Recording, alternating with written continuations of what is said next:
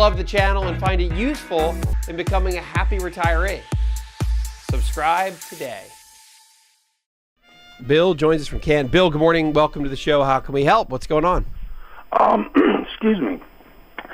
I had my assets, equities allocated reflecting the U.S. economy, which is within a couple of percent, like 65% large cap, 25% mid cap, and 10% small cap. I think it's a couple of percentages off.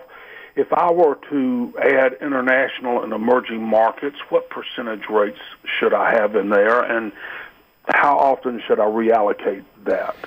Well, the question you're saying is that really how much should you have if you're trying to have a portfolio that reflects the entire world?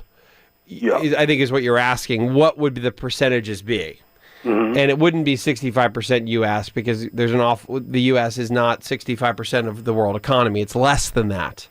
So if you were to go and look at something like the MSCI ACWI ETF, let's say, as an example. MSCI is just Morgan Stanley Capital Index. ACWI is All Country World Index.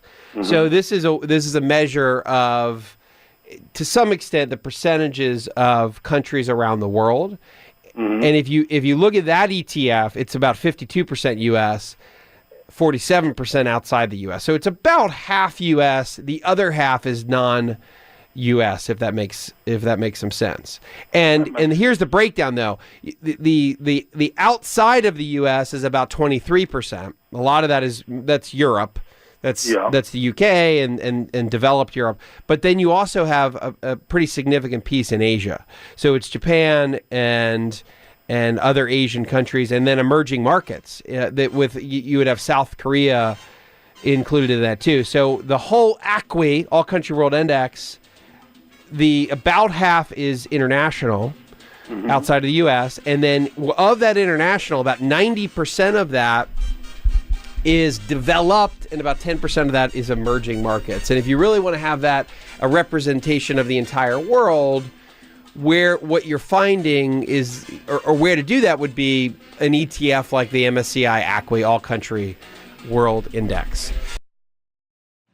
Hi, I'm Wes Moss, and thanks for taking a minute to hear about what's so different about my new book, You Can Retire Sooner Than You Think. So unlike other retirement books, this book will give you a step-by-step guide, whether you're in your 20s or 30s or 40s or 50s, to learn from what these successful and happy retirees did to get there. I hope you enjoy the book, but more importantly, I know that it'll help you retire sooner than you think.